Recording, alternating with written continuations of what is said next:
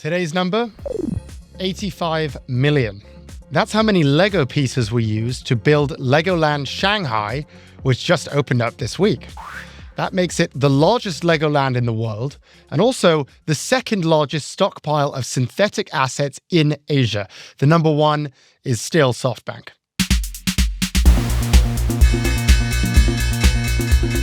Welcome to Prof Markets. I'm Ed Elson. It is July 9th. Let's check in on yesterday's market vitals.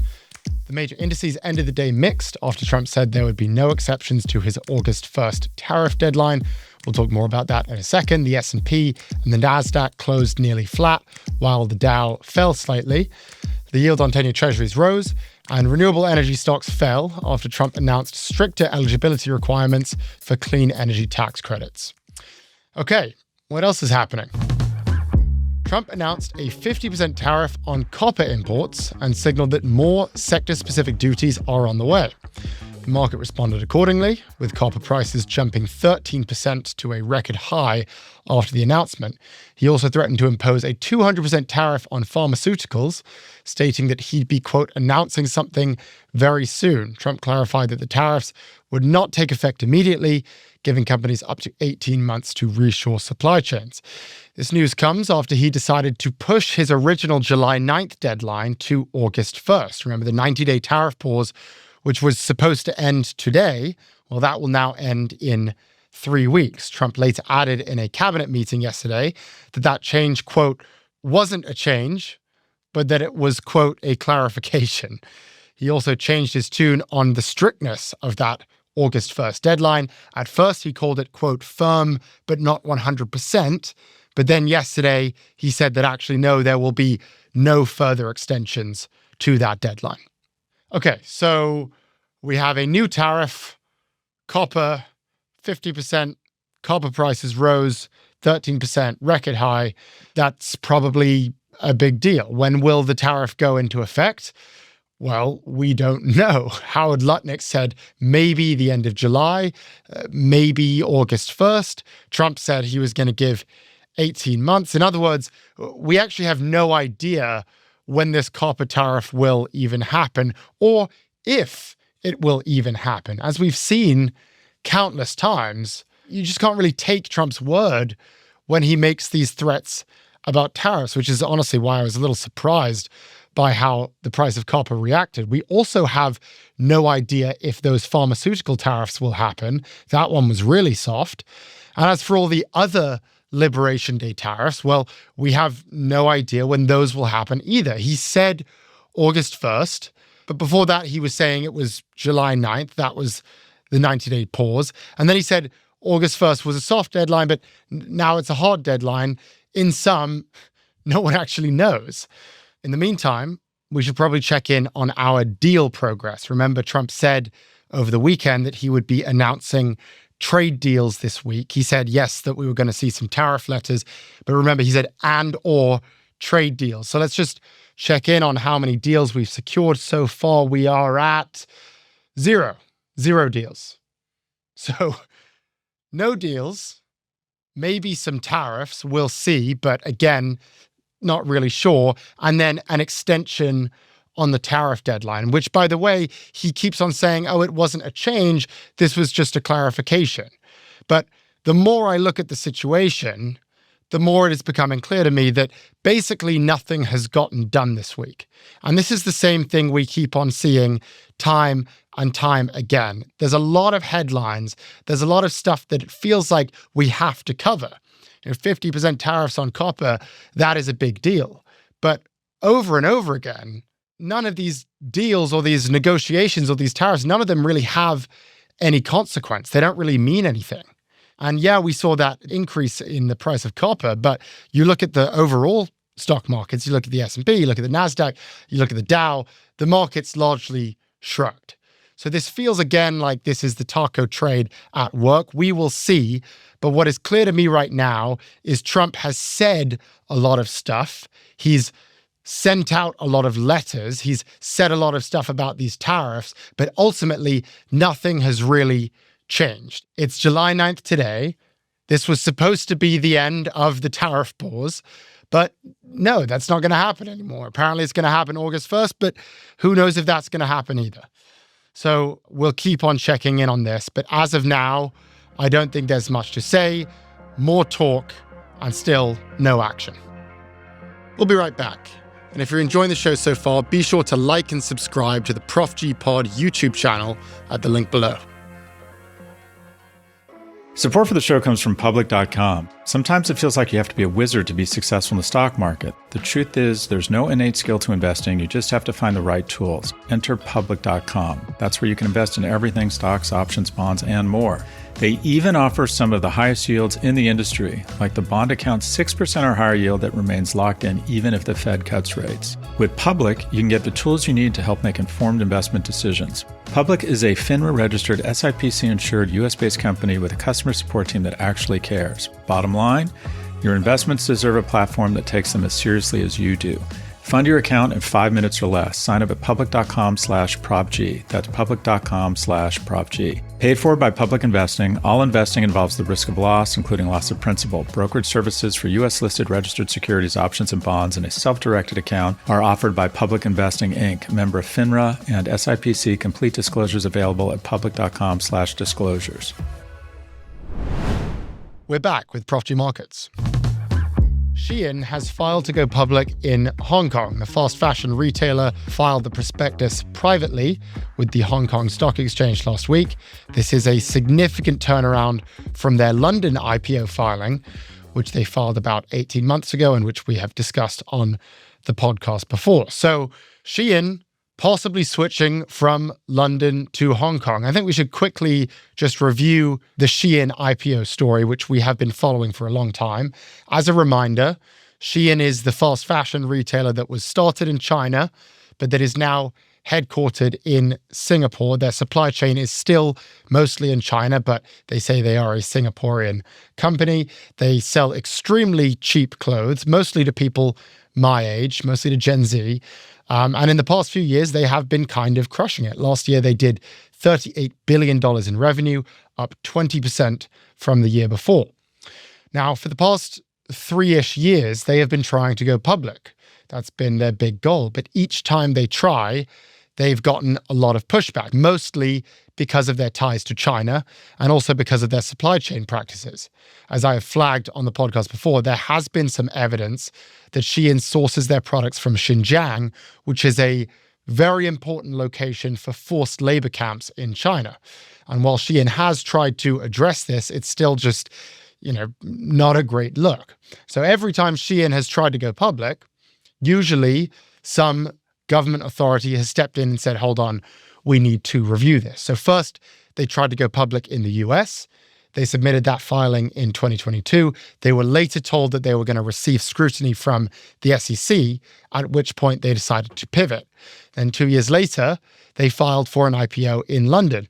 The UK authorities actually approved that filing, but interestingly, the Chinese authorities did not accept it. Supposedly, China had issues with how the filing discussed those very supply chain issues with Xinjiang that I just discussed. But the UK said, no, those are important disclosures and those disclosures need to stay in.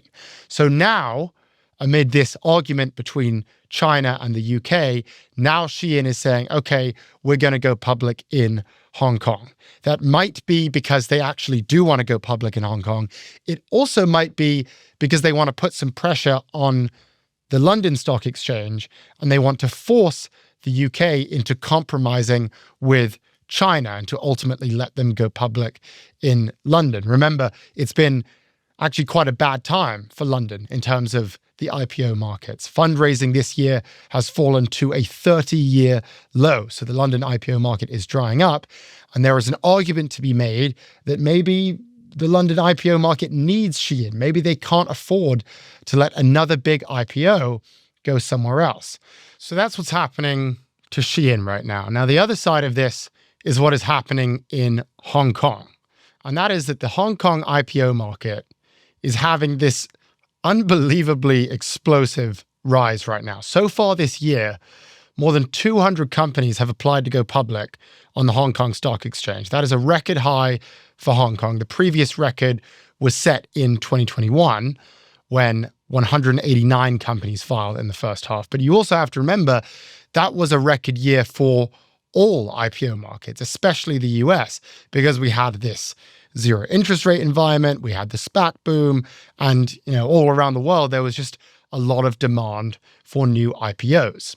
But what we have right now in 2025 is a waning IPO market in America and in the UK and across Europe. And yet, while that is happening, the Hong Kong IPO market is exploding. And that is strange.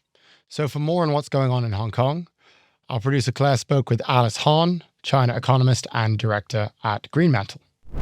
There are a couple of factors at play. I think number one, there has been a positive policy tailwind from Beijing in the sense that Beijing is now actively encouraging Chinese state-owned companies and companies to dual list, meaning to do an H-share listing in Hong Kong in addition to the mainland. That has created more impetus for listings in the Hong Kong ecosystem. Number two, mainland and foreign investors alike are trying to get a version of China exposure, especially on the China tech and AI side, and they are opting largely for Hong Kong in order to do this. Hong Kong has a better regulatory framework, a more trusted financial ecosystem for foreigners, and the Hong Kong dollar itself is pegged to the US dollar, which gives more diversity for even mainland investors who are looking to find diversification in a currency exposure outside of onshore markets. And number three, I would say, is really a story about China, people getting more bullish about China. There are obviously structural issues, but sense that the market is starting to see the beginnings of potentially a tech bull market on the mainland, largely driven by AI and positive policy support from Beijing. So I think for those three reasons, we're seeing a record activity and record listing in the Hong Kong market. All of this is good news for Hong Kong. Who is the loser in this situation?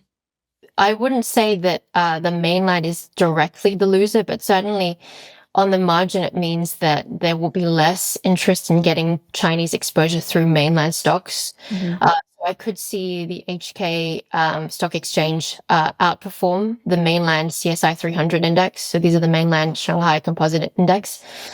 Secondly, I think other, and certainly this is the case for the US too, other markets are going to see, I think, underperformance potentially relative to Hong Kong. Certainly, we started to see this more recently, independently of the Hong Kong story in London, where you've seen record declines in listing, but also a lot of people delisting from the London Stock Exchange. So I could see a scenario in which the Hong Kong Stock Exchange outperforms some of these other stock exchanges. The big question mark is over the US Stock Exchange. We haven't seen a real decline in performance as of yet, but certainly Trump's erratic policies are taking a hit and reducing investor confidence, potentially also reducing the cadence and speed at which companies are listing in the US. In the short term, it probably incentivizes these Chinese companies like Shein, who would have otherwise listed in London or potentially even the US, to actually opt to list first in Hong Kong. That was Alice Hahn, one of our favorites on the program. Just going back to Shein, one thing I would flag here, there's been a lot of debate over whether Shein is a Chinese company. This has been the big concern with the US IPO. That was the concern that was raised by Marco Rubio, who sought to block that IPO because he believed that we needed more disclosures about the business and specifically its ties to China. And I once brought that up to Scott, who, by the way, is an investor in Shein. And he made the point that no, it isn't a Chinese company. They moved to Singapore. They cut ties. They don't have ties to the CCP. So all of this concern from Marco Rubio and from regulators like him, this is all kind of much ado about nothing. And by the way, that is the claim that Shein made too. Well, I would just note that for a company that isn't Chinese, that supposedly isn't Chinese, it is very unusual that in order to go public in the UK, they need to get approval from the Chinese government. That is just strange. I mean, if this company is truly separate from China, if it is truly Singaporean, as they so often claim, then they shouldn't need the Chinese Securities Commission to give them their blessing. They should just go public in London. They got the approval, but they're not doing that. And they're not doing it because they need China to give them the green light. Put another way, this company that keeps on telling us that it isn't controlled by the CCP, is in fact actively being controlled by the CCP. That is what is happening in front of our very eyes right now. That is what is influencing this IPO. So, before Shein comes out with some press release, which I'm sure is going to happen, about how difficult the regulatory environment is, how difficult the London Stock Exchange was, how they had maybe these unfair regulations, they didn't want these Chinese companies, et cetera, et cetera. I'm sure they're going to say that. Before that happens, let's just remember why Shein didn't go public in the UK. It wasn't because the UK denied it. That's not what happened. It was because China denied it. It was because China didn't like whatever that prospectus said about their Chinese supply chain and their ties to Xinjiang. In other words, this was China's call. And as much as Shein might want to distance itself from China, probably to make it more marketable to investors, I don't really know, that is the reality of the situation. It is a Chinese company. Yes, it is based in Singapore, but be clear, they are influenced by China and all those products are made in China. We'll be right back after the break. And for even more content, check out our latest Prof G Markets newsletter, where our team shares how you can be irreplaceable in the age of AI. You can find it in the show notes or subscribe at profgmarkets.com/subscribe. Stay with us. Support for the show comes from SoFi Small Business Lending. If you run a small business, you're probably dealing with cash flow, trying to find capital for new opportunities, or thinking about other ways to expand. SoFi's Small Business Lending Marketplace is your new best friend. No more chasing bankers or wasting time at a branch. SoFi's Marketplace offers a fast digital solution. In one single simple search, SoFi matches you with vetted providers for your business in just minutes. Search for quotes that meet your specific needs, and you can find an option that works for you. You may receive funds as soon as the same day you're approved. Say it's working capital you need, or a line of credit, or an SBA loan, or equipment financing. SoFi's Marketplace can help you find all of the above. It's already helped thousands of small businesses find the funding they need. SoFi also offers business owners curated tools, vetted business bank accounts, business credit card recommendations, and a ton of resources to help you scale your business like a boss. SoFi, now helping you get your business right. Visit sofi.com/ProfGPod and see your options in minutes. Support for the show comes from Vanta. This message is for startup founders, engineers, IT professionals, and business leaders who need to prove, trust, and manage risk efficiently. I know we have those people in the audience, so pay attention. Vanta is a trust management platform that helps businesses automate security and compliance. Demonstrating trust to customers and prospects is critical to closing deals, but it can also be costly, time-sensitive, and complex. Vanta helps companies of all sizes get compliant fast and stay that way with industry-leading AI, automation, and continuous monitoring. So whether you're a startup tackling your first SOC 2, ISO 27001, or an enterprise managing vendor risk, Vanta's trusted management platform makes it quicker, easier, and more scalable. Vanta also helps you complete security questionnaires up to 5 times faster so you can win bigger deals sooner. The results? According to a recent IDC study, Vanta customers slash over $5,000 a year in costs and are 3 times more productive. Establishing trust isn't optional. Vanta makes it automatic. Visit vanta.com/markets to sign up for a free demo today. That's vanta.com/markets. We're back with Prof G Markets. Tesla stock is still under pressure after Elon Musk said he would form a new political party. Investors are worried that Elon is getting distracted with politics again, instead of focusing his time and his energy on running Tesla. And that makes sense. As you will recall, Tesla had a big rebound when Elon said he would be returning to the company full time. And now that that return has been called into question, the stock has fallen back down. Now, I don't think this needs that much analysis. It's been covered plenty by the media, and the story has gotten a lot of attention. But there is another side to this that is getting less attention. And that is the extent to which Tesla, and by extension America, is losing ground in the EV race to China. Not just in terms of stock performance, but also in terms of fundamental business. Tesla deliveries are, of course, in decline. We've talked about that. But at the same time, you've also got a GOP bill that is cutting off investment into electric vehicles. All the while, the Chinese government is doing the opposite. China actually extended its electric vehicle subsidy program this year. And over the past decade, the government has invested more than $230 billion. And now, just as Tesla is beginning to decline, China is reaping the benefits. According to the Chinese Car Association, in the first half of this year, Chinese EV exports jumped by 48%. And in last month alone, China shipped 200,000 electric vehicles, which is more than double what they shipped in the same month last year. Meanwhile, 17 of the top 20 best-selling electric vehicles in the world are Chinese. Put another way, China is officially crushing the US when it comes to electric cars. And with this new bill, well, we can only really expect that they will continue to crush us even more. Our producer Claire spoke with auto analyst Michael Dunne for more on this. He is the founder of Dunne Insights. So starting 10 years ago, 2015, China's top leadership decided that they were no longer happy playing the role of fast follower to Western technology. They wanted to take the lead. So they put together a blueprint and said, in tomorrow's technologies, electric vehicles, batteries, AI, chips, China wanted to be the leader, not the follower. And they set aside hundreds of billions of dollars to pursue overwhelming leadership in batteries and electric vehicles. And they've gotten there. 10 years later today, China builds more electric vehicles and more batteries than all other countries combined.